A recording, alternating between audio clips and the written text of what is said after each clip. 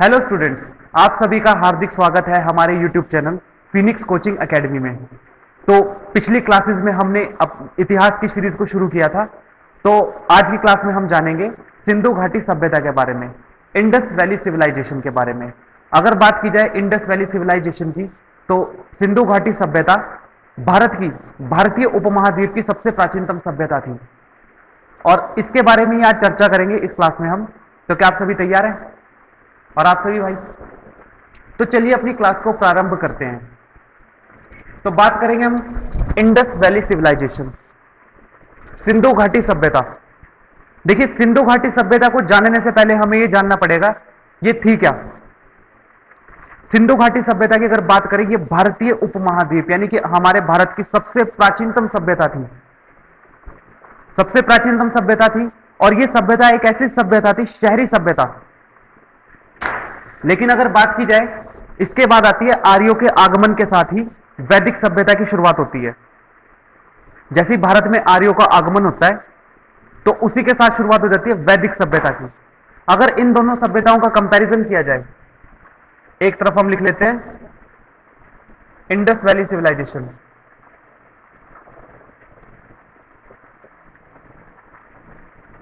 Indus valley civilisation, और एक तरफ लिखते हैं हम वैदिक सिविलाइजेशन।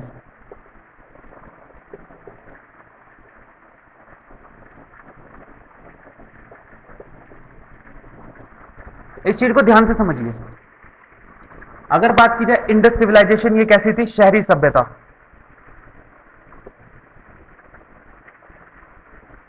और यानी कि अर्बन सिविलाइजेशन थी ये, ठीक है। और अगर बात की जाए वैदिक सभ्यता की, तो कैसी थी? ग्रामीण सभ्यता, यानी कि रूरल सिविलाइजेशन। देखिए, कोई भी सभ्यता, सबसे पहले आपको सभ्यता समझना होगा। सभ्यता का मतलब क्या होता है? सभ्यता, देखो, समाज जो है हम लोगों से मिलकर बना होता है। सभ्यताएं, हमारे जो कल्चर होता है, जो हमारी संस्कृति होती है, वो हमारी ज्योग्राफी डिसाइड करती है। हमारी ज्योग्राफी कैसे डिसाइड करेगी? यदि हम खुले वस्त्र पहनते हैं, जैसे हमारे यहाँ पे, हमारी सभ्यता का मतलब क्या है? उसमें संस्कृति का समावेश भी होता है, उसमें कई चीजों का समावेश होता है। हमारे खान पान, हमारी वेशभूषा, इन सब चीजों का समावेश होता है। हमारे रीति रिवाज, हमारी परंपराएं, इन सब का समावेश होता है, ठीक है। अगर बात करें सभ्यता की, तो हम बात करते हैं, अपने टॉपिक पे वापस आते हैं। तो ग्रामीण सभ्यता क्या है? ग्रामीण सभ्यता वही है जो जिसमें ग्राम के मतलब गांव के, जिसमें तत्व समावेश होते हैं। मतलब इस सभ्यता में पशुपालन पर अधिक फोकस किया जाता था, कृषि पर अधिक फोकस किया जाता था, ठीक है ना। यहां के जो आवास हुआ करते थे, यानी कि जो इनकी हाउसिंग हुआ करती थी, जहां पे रहने का स्टाइल हुआ करता था, वो झोपड़ियां हुआ करती थी। इसमें वही चीजें हैं जो आप, एक विशेषता आपको गांव में देखने को मिलती है, ठीक है। वही विशेषताएं आपको इसमें देखने को मिलेंगी कि इसमें वही तत्व समावेश हैं जो गांव में देखने को मिलते हैं, वही तत्व इसमें शामिल है, ठीक है। पशुपालन यानी कि हस्बेंड्री, यानी कि फिर एग्रीकल्चर, हाउसिंग, रीति रिवाज, लाइफस्टाइल,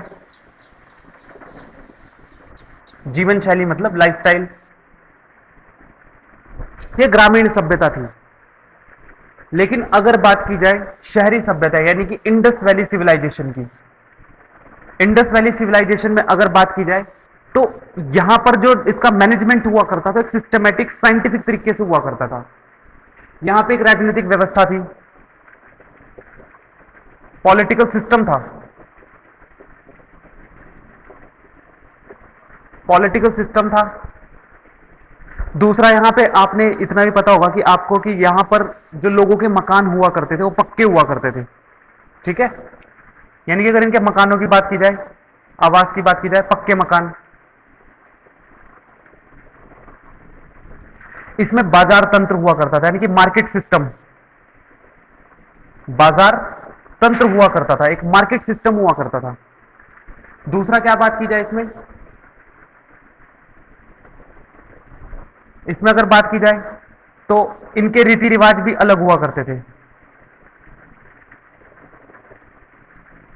ठीक है। सिंधु सभ्यता की अगर बात की जाए, पक्की सड़कें, ठीक है ना, पक्की सड़कें, जो ड्रेनेज सिस्टम है उसका अच्छा व्यवस्था। ड्रेनेज सिस्टम को हिंदी में कहते हैं निकासी। अब इसको एक एक पॉइंट को समझते हैं हम। देखिए, इंडस वैली सिविलाइजेशन की अगर बात करें तो ये वैदिक सभ्यता से पहले आई थी, और लेकिन अगर इस सभ्यता की बात करें तो ये शहरी सभ्यता थी। इसी के बाद जैसे सिंधु सभ्यता का, कुछ लोग कहते हैं कि सिंधु सभ्यता का विनाश कैसे हुआ, सिंधु सभ्यता का अंत कैसे हुआ, तो बात करते हैं तो सिंधु सभ्यता का अंत हुआ बाढ़ की वजह से। इसी के बाद आए आर्यंस। भारत में आर्यंस का आगमन हुआ, वो यहां पर आकर बसे, और इसी के बाद देखा जाए तो यहां पे वैदिक सभ्यता की शुरुआत हुई। और वैदिक सभ्यता के जो तत्व थे वो ग्रामीण सभ्यता वाले थे। जो एक ग्राम की विशेषता होती है वो थे पशुपालन, कृषि, आवास। अगर इसके रीति रिवाज देखा जाए वो थोड़े अलग हुआ करते थे, लाइफस्टाइल भी बिल्कुल अलग हुआ करता था, ठीक है। लेकिन अगर बात करें शहरी सभ्यता की, राजनीतिक व्यवस्था थी, पक्के मकान थे, बाजार तंत्र था, रीति रिवाज था और पक्की सड़कें थी इसमें।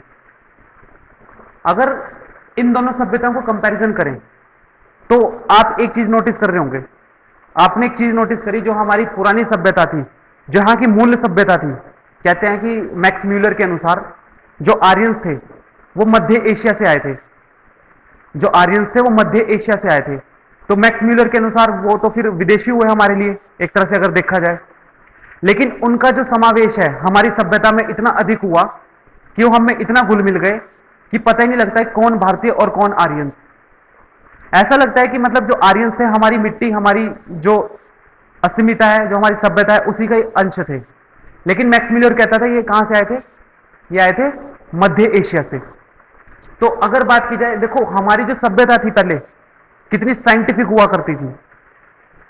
सिंधु सभ्यता की बात करें कितनी साइंटिफिक हुआ करती। शहरी सभ्यता, लोगों का पहरावा अलग, लोगों के रीति रिवाज अलग। जिस टाइम पे दुनिया में लोग कैनिबलिस्ट बन के रहा करते थे, ठीक है, कैनिबलिस्ट का मतलब होता है आदि मानव टाइप के बन के रहा करते थे, जंगलों में रहते थे, ना कोई सभ्यता ना कोई विचार, ठीक है। तब हमारी सभ्यता कितनी विकसित हुआ करती थी। हमारे यहां पर देखो व्यापार हुआ करता था, बिजनेस हुआ करता था, और दूसरा बाजार तंत्र था, ठीक है ना।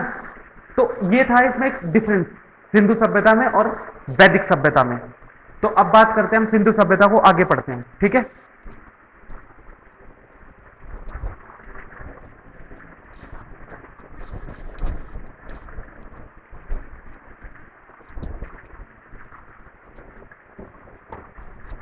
अगर बात की जाए, जो सिंधु सभ्यता के अवशेष सबसे पहले प्राप्त किए थे वो चार्ल्स मैसन ने किए थे, मैसन ने 1826 में।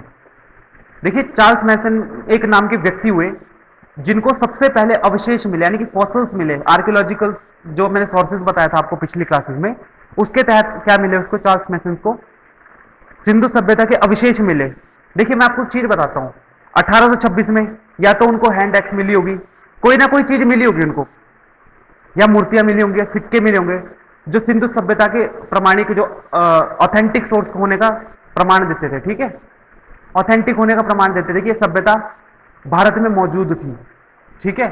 देखिए इसकी कहानी की अगर शुरुआत करें तो इसकी कहानी की शुरुआत करें तो 16 अप्रैल 1853, 16 अप्रैल 1853 यही वो तिथि थी जब भारत में एक सभ्यता का खोज हुई।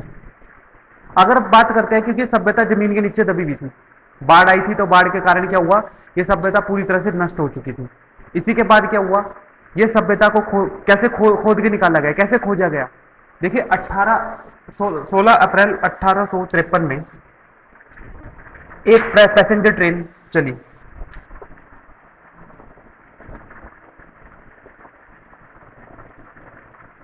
ठीक है, पैसेंजर ट्रेन चली। ट्रेन का नाम क्या था, ब्लैक ब्यूटी।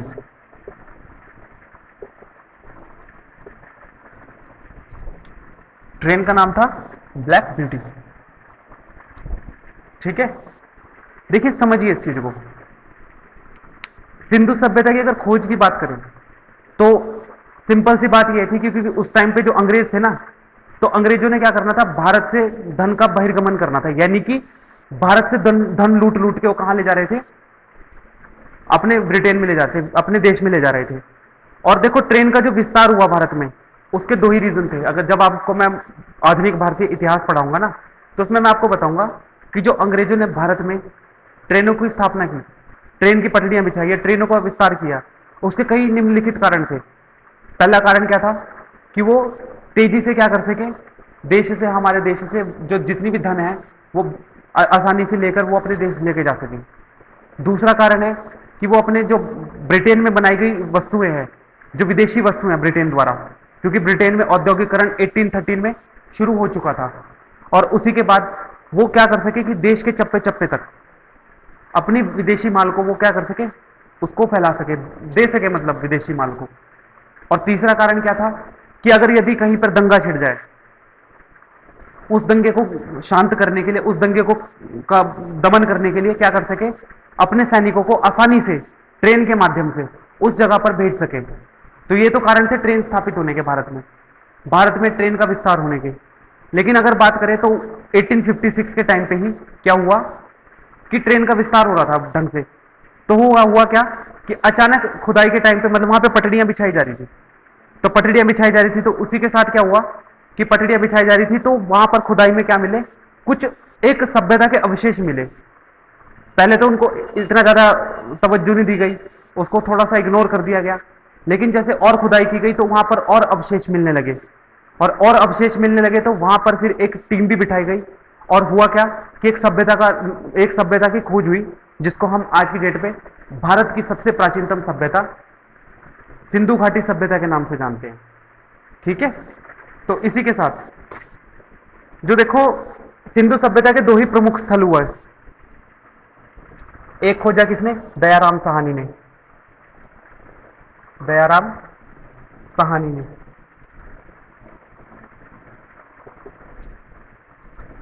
नाइनटीन 1921 में हड़प्पा,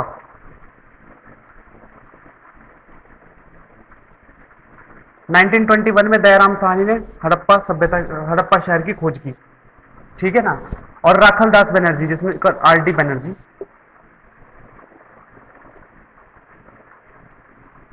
डी बनर्जी, इन्होंने खोज की 1922 में मोहनजोदारो की।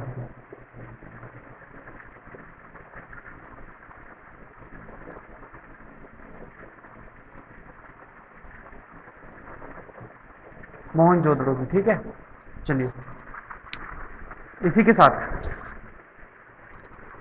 देखिए सिंधु घाटी सभ्यता को अलग अलग नामों से भी जाना जाता है।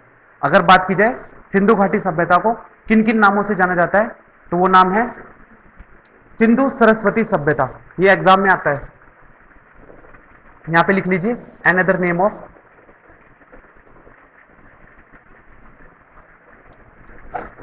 Indus valley civilisation.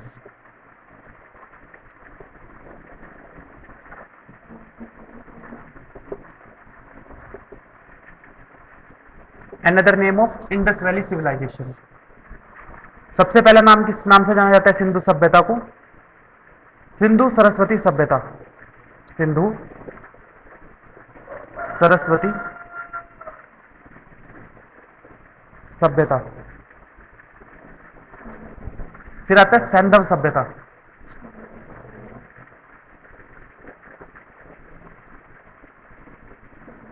फिर जाना जाता है ब्रॉन्ज एज सिविलाइजेशन, यानी कांस्य युगीन सभ्यता।